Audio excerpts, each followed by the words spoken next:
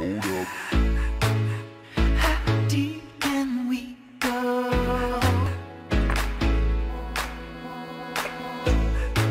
'Cause you're pulling me straight down.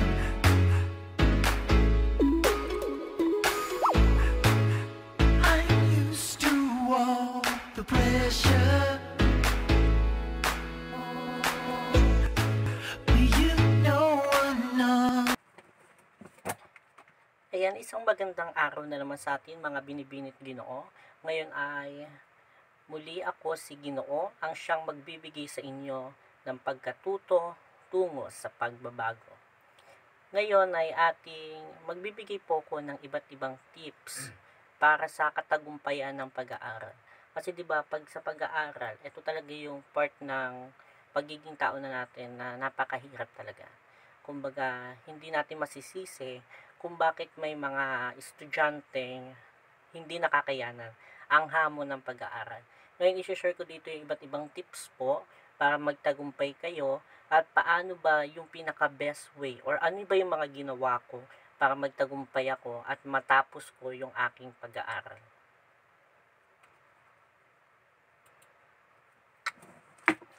Ang init. Ayan. Muli, kasama ko na naman ang aking pamaypay. Ayan.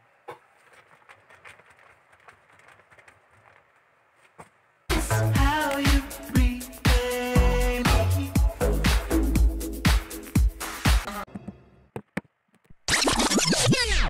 A few inches later.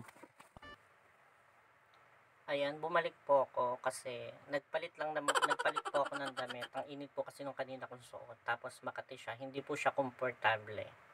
Kaya yun. Balik na po tayo. Ayan muli, sa pag-aaral. Ang vlog po kasing ito, ngayon yung pinaka-content ko, para po to sa lahat ng mga mag-aaral. Kasi alam ko at naranasan ko na yung pag-aaral hindi siya madali. Mahirap siya. Bakit nga ba nagiging mahirap ang pag-aaral? Unang-una, ang pag-aaral po is ang isang estudyante, ang buhay niya hindi lang tumatakbo sa paaralan. 'Di ba? May buhay siya bilang isang anak, may buhay siya bilang isang parte ng komunidad, may buhay siya bilang isang bata or kabataan. Ayun, isa sa nagiging aspeto 'yon. Pangalawa is syempre yung mga akademikong gawain sa loob ng paaralan. Yung iba't ibang mga gawain na pinapagawa ng guro na kailangan nila i-comply. Then, syempre, especially ngayon, K-12 curriculum, outcomes-based education. Kumbaga dito po, ang bata ay nag-gradean na sa pamamagitan ng outcomes nila. Ano ba yung nagawa nila para sa subject? Kaya more on ang expectation, i-expect na po ng mga magulang ng mga mag-aaral na napakadaming gawain sa curriculum natin ngayon. Ayun, gaya nga ng sabi ko, magbibigay po ako ng iba't ibang mga tips para sa katagumpayan. Ano ba yung mga ginawa ko para magtagumpay ako o para matapos ko yung pag-aaral ko. Sabi ko dito, ang pag-aaral ay parang pagmamahal. Which is tama naman siya. Ay para sa akin yun. Ang pag-aaral ay parang pagmamahal. Sabi nga di ba ni Balagtas, o pag-ibig, pag pumasok ka sa puso ni numan, hahamakin mo ang lahat, makamit ka lamang. Ganon din sa pag-aaral. Na kapag pumasok na tayo sa paaralan, hamakin na natin lahat, gawin na natin lahat, para makamit natin yung pinakagusto natin, which is yung makapagtapos po tayo. Diba? Yung po para sa akin, ang pag-ibig para po siyang pagmamahal. Kaya yung mga tips ko po na ibibigay is may mga hugot-hugot po siya ha. Kahit wala namang nagmama. Kahit wala namang nagmama. Kahit wala namang nagmama.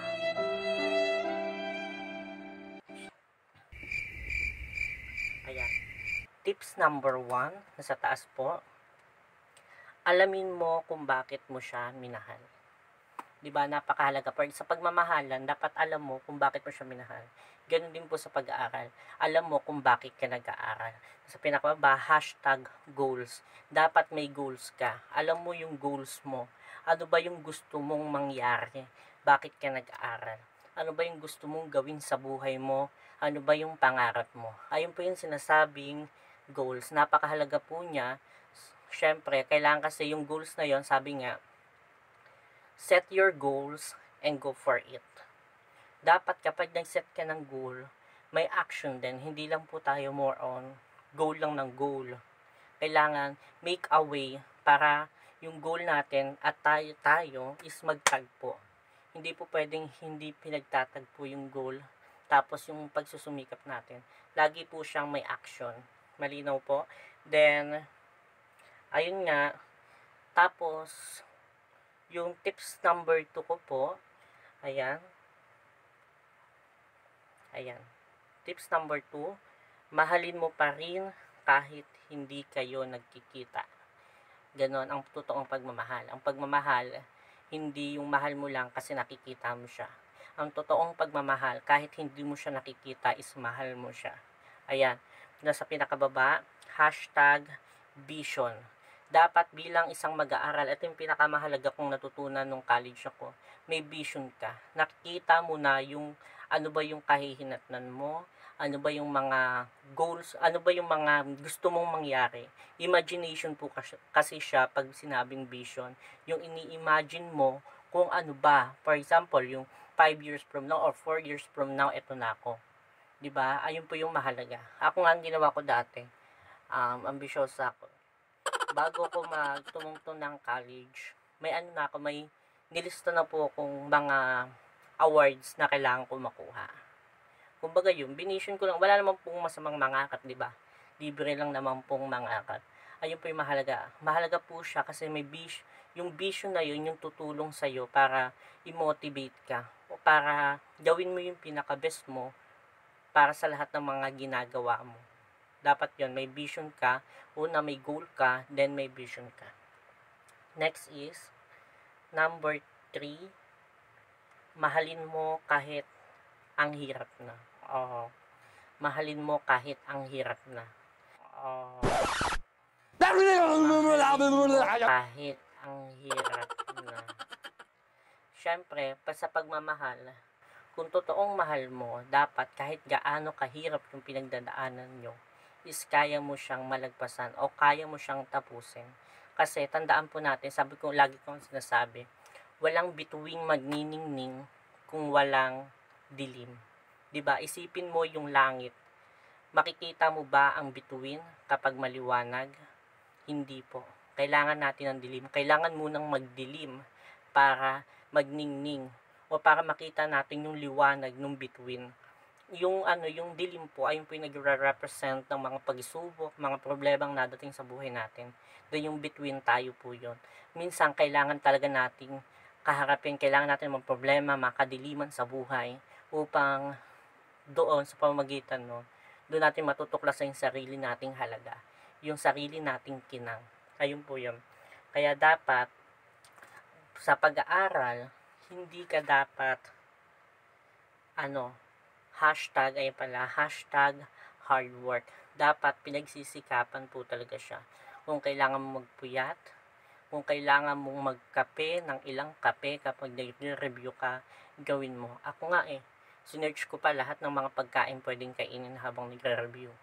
Hindi po minsan high blood na ako kasi kailangan daw ng medyo mamantika or kaya minsan ang dami kong tigyawat kasi kain ng mani. Minsan kinakain ko kasi naniwala ako na kapag kumakain daw po ng isda, ulo ng isda nakakatalino. Kaya ang ginawa ko, tuwing nagre-review ako is yung dilis. Ginigisa ko lang siya, then ayun yung inangat-ngat ko habang nagre-review. As in, then sa pagre-review po, dapat kilala mo yung sarili mo.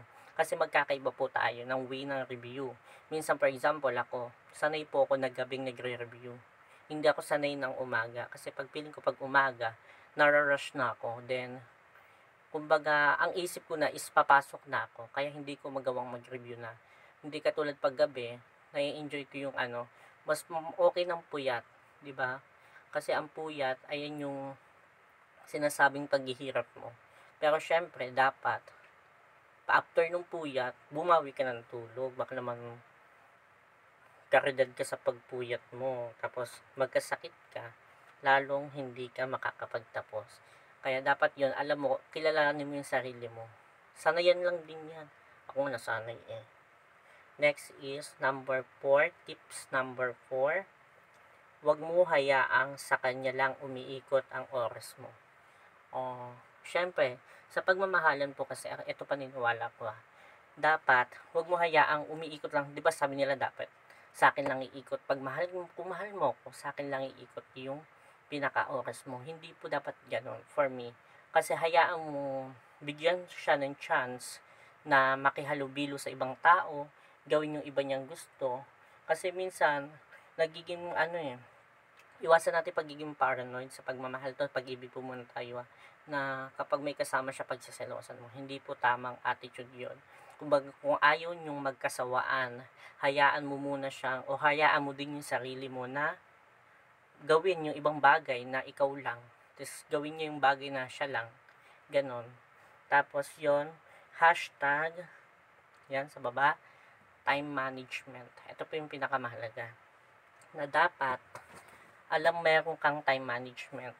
Especially sa pag-aaral. Kasi sabi ko nga kanina, ang pag-aaral po is hindi lang po natatapos ang buhay ng isang tao sa paaralan lang. Marami ka pong gagawin bilang isang anak, may mga iutos sa'yo. Tapos, yung mga gawain nyo sa school, ayun. Time management. Ako nga nagtrabaho ako, tapos nag-aaral ako. Pero, di ba, time management lang. Alam ko kung paano ko i-manage yung time ko. Depende sa sa pangangailangan. For example, alam kong may exam. Syempre, ako kasi sumasali ako sa mga kung ano-ano, kaya yon, napaka-busy ko talagang tao. Pero dapat kaakibat ng pagiging busy mo is alam mo o natitimbang mo kung ano ba yung pinakamas mahalaga doon. Ano yung medyo mahalaga, para yung pinakamahalaga, doon ka po tututok dapat. Next is tips number 5. Tips number 5, huwag kang matakot sumubok magmahal. Ayan, tips number 5, huwag kang matakot sumubok magmahal. Dapat, hindi ka natatakot magmahal. Ang pagmamahal laging kaakibat niyan is yung masaktan. At yon, hindi ka dapat matakot masaktan. Hashtag explore. Alam mo kung paano mag-explore. Alam mo kung paano subukin lahat. Alam nyo po, nung college ako, na-realize ko na isa siguro sa pinanghihinayangan ko, sabi ko kung babalik ako ng elementary days ko or secondary days ko, baka ang gagawin ko, isasali po ako sa mga extracurriculars activities. Kasi for me, ayun po yung isa sa pinaka may maitutulong o may aambag sa iyo.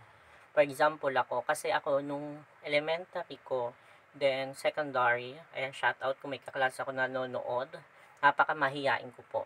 Kumbaga, hindi ako yung estudyanteng palasagot, takot ako sa teacher. Takot ako masyado makihalimbula. Mabait, tahimik. Pero nung college ko, doon na sumabog. Kumbaga, isa sa nakita ko pong dahilan is yung pagsasayaw ko po. Yung pagsasayaw, ito yung tumulong sa akin to boost my confidence na humarap sa mga tao. Kaya hindi na po ako nahiya nung college. Tapos ayun, laking tulong niya sa akin. Kaya kung may parents pa na nanonood, may mga anak kayong gusto sumali sa extracurricular activities, go lang po. Then sa mga mag-aaral, kapag may mga extracurricular activities, sumali ka. Kasi for sure, malaki yung maitutulong niya sa iyo bilang isang mag-aaral at bilang isang individual. Kasi yung mga extracurriculars activities na po yan is may imomold sa iyo. Hindi lang yung utak mo and even discipline. For example, sa pagsasayaw, hindi ka naman makakabuo ng isang sayaw or hindi kayo makakabuo ng isang routine kung attitude ka or hindi ka disiplinado. Kailangan attitude pa din yun. Kumbaga doon mamumold yung isang individual, yung pagsali niya ng isang extra curricular activities. Dapat bilang isang mag-aaral, hindi ka natatakot subukan lahat. For example, mga journalism, mga iba't ibang aspeto ng pagsulat. sumali ka, subukan mo. Kasi minsan, hindi natin alam, magaling ka pala doon. Minsan pag may nagsabi sa'yo, uy, ang galing mo pala, kaya mo pala eh. Doon ka palang maniniwala. Pero syempre, hindi mo malalaman na kaya mo at walang magsasabi na kaya mo kung hindi mo sinisimulan sa sarili mo. Ayun. Then next is, ayun po, explore po yun. #explore. Dapat alam mo kung or pinapahalagan mo yung mag-explore ka ng iba't ibang mga bagay. Tsaka ang pagiging estudyante, nakaka-stress talaga yan. Kumbaga, pantanggal stress na rin po siguro yung mga extracurricular activities na mga gawain, yung pagsali mo doon. Kasi minsan, mahalagang sumasali ka doon kasi napunta doon interest mo eh. Kapag nandun yung interest mo, nagiging masaya ka sa ginagawa mo. Sumali ka sa mga extracurricular activities, ngayon nagiging masaya ka sa school. At kapag ano ka doon, maganda yung mood mo sa school, naapektuhan yung academics mo. Natutulungan ka doon para tumalino. Yung mga extracurricular activities na niwala akong isang talino po yan at malaki may ambag niya para matrain yung utak ng mga sumasali sa mga kahit anong sports or mga extracurricular activities. Next is tips number 6 is, ayan, nasa taas po. Maghanap ka palagi ng dahilan kung bakit mo siya minamahal. 'Di ba? Kasi sa pagmamahal, ganun dapat. Lagi mong isipin, bakit mo ba siya mahal? Ganun din po sa pag-aaral. Bakit ka nag-aaral? Ibig sabihin, sa baba, #motivation. Ito po yung pinakamahalaga for me. Ito yung tumulong sa akin. Pinakamahalaga to. Tandaan nyo, number 6. Ito yung pinakamahalaga sa akin tips. Yung motivation. Kasi tandaan po natin, ang talino is hindi lang po siya more on utak. May tinatawag po tayong EQ, hindi lang more on IQ. Ang IQ kasi more on utak po talaga.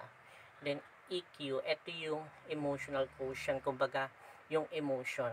For me kasi, yung emotion, kaya niyang i-boost yung intellectual natin or yung IQ natin. EQ, kaya niyang itaas yung IQ natin. For example, ako nag-aaral ako. Hindi ko magets yung pinag-aaralan ko. Hindi ko talaga siya maintindihan at all. May ganun po talaga kasi. Nakailang basa na ako. Pero kapag once na sumuko ako, mahina yung EQ ko, lalong hindi ko siya matututunan. Pero yung IQ ko, yung EQ ko, yung emotional quotient, yung damdamin, is, inisip ko na, no, hindi ko to pwedeng, sukuan. May mga magulang kong naasa sa akin, maraming naasa sa akin, kaya kailangan ko to gawin. Kumbaga, ayun, yung EQ ko, tinataas yung IQ ko. Gumagawa ka ng iba't ibang way. For example, hindi ko siya maintindihan. Ang gagawin ko na lang is, maaari maghahanap ako ng another references for that topics or manonood ako ng videos in YouTube. 'Di ba? Gagawa ako or mag-iisip ako ng way to learn. Hindi natutuldukan lang basta-basta. Ay ang problema sa mga estudyante natin ngayon. Kapag hindi nila naintindihan yung isang topics, is nasuko sila, which is mali. Tandaan po natin, we are living now in 21st century.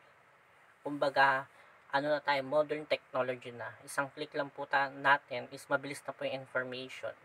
Kaya ang kailangan po talaga natin ngayon is EQ. Mapataas po yung EQ natin. Yung motivation, kailangan natin yan. Ayan, for example ako, pag nag-review ako, more on talaga, motivation muna. Hindi ako nag-uumpisa mag-review hanggat hindi ko iniisip bakit ko kailangan mag-review. Ayun po yung mahalaga. Then mamaya ipapakita ko sa inyo yung iba't ibang motivation ko.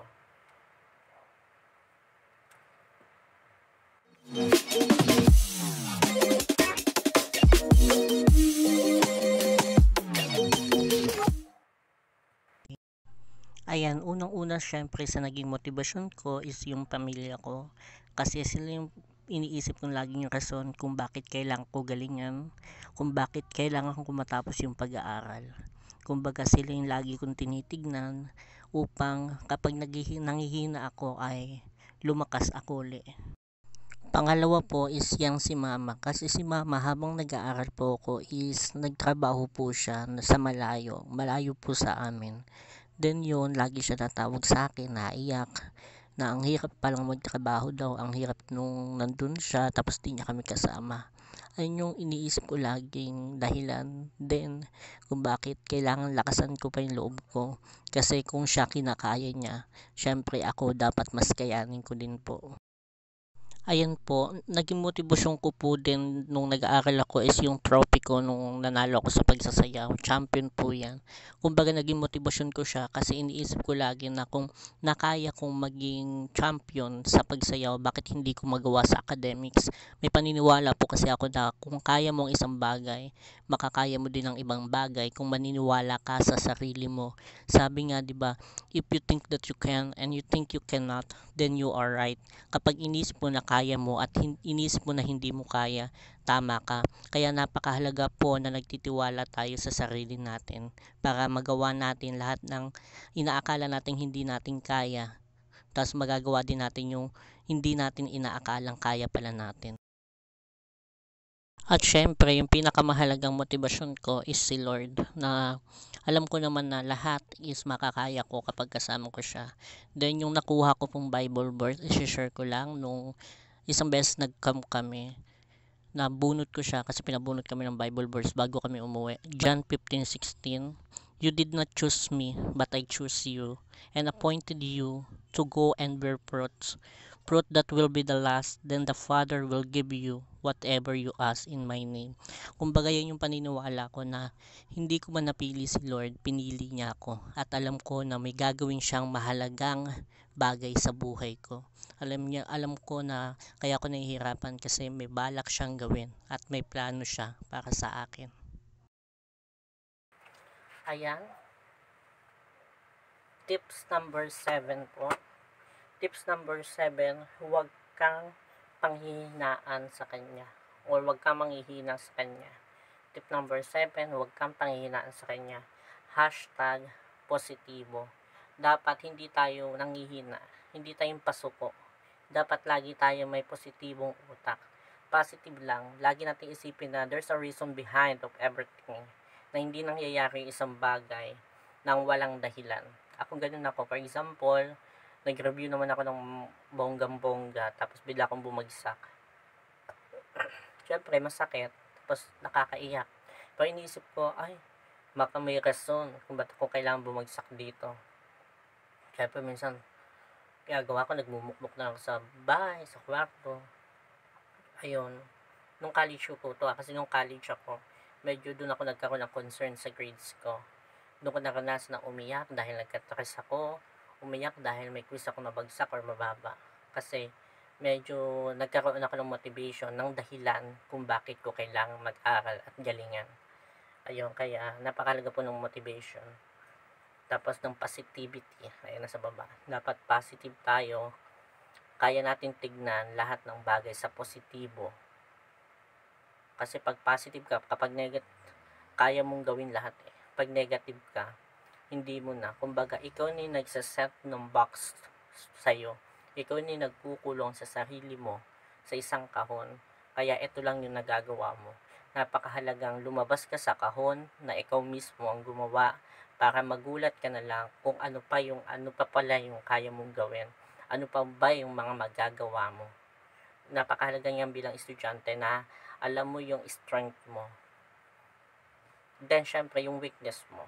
Hindi lang strength, yung weakness and strength mo bilang estudyante, mahalagang alam mo po siya. Para alam mo kung saan ka magpo-focus at kung saan ka dapat na konting time lang yung reviewin mo dito kasi magaling ka naman dyan. Tapos, kung saan ka nahihirapan, syempre, doon ka maglalaan ng napakahabang oras. Then, tips number 8, ayan, nasa taas. Ito yung pinakamahalaga. Gawing sentro ng pagmamahala ng ating Panginoon. Kung totoong mahal mo ang isang tao, dapat ang pinaka-center of your relationship is God. Iba kasi si Lord kapag siya yung kumilos sa buhay ng isang tao. Then yun, parang sa pag-aaral, hindi ka pwedeng mag-set lang ng goal, magkaroon ng vision ng ikaw lang. Selfish mo kapag iniisip mo na sarili mo lang or ikaw lang yung nakilos or na nagtatagumpay ka nang dahil sa sarili mo. No. Lahat yan is dahil sa pagpapala. Ako, dati naalala ko when I was in high school noon, hindi ako palasimba talaga dati elementary. High school lang ako naging palasimba, nayaya ako sa church. Ayun, doon ko nasabi na kailangan ko talaga siya. Kumbaga, doon ako nag-umpisang bumilib sa mga kaya niyang gawin at kaya kong gawin. Kasi, ayun siguro yung wala ko dati, yung faith. Which is yung faith na yun, yung nagpa-boost nung kung sino ako. Na kaya ko palang gawin lahat. Kasi nandyan siya. Ayun po yung mahalaga na gawin nating center. Hashtag, God is good. Kumbaga, kaya niyang gawin ang imposible na posible.